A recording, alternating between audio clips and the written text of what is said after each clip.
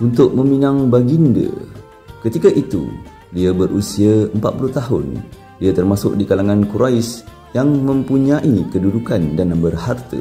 Selepas itu, Al-Amin SAW bersama-sama beberapa orang bapa saudaranya pergi berjumpa Amr bin Asad, iaitu bapa saudara Khadijah, untuk meminang Khadijah dengan perantaraan Abu Talib.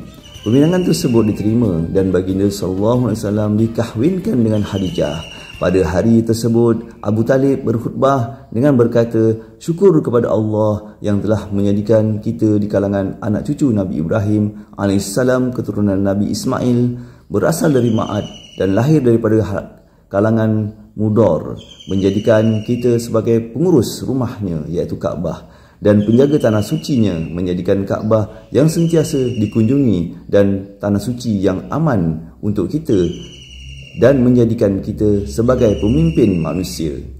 Anak saudaraku ini, iaitu Muhammad bin Abdullah, adalah seorang lelaki yang tidak ada tolok bandingannya dari segi kemuliaan, kecerdikan dan kelebihannya.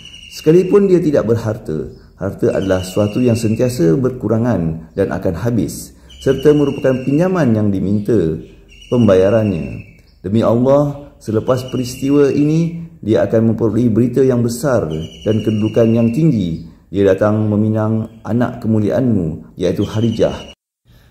Dia telah mengemukakan mas kahwin sebanyak sekian. Dengan itu, perkahwinan dilangsungkan. Sebelum perkahwinan ini, Khadijah pernah berkahwin dengan Abu Hala. Abu Hala telah meninggal dunia dan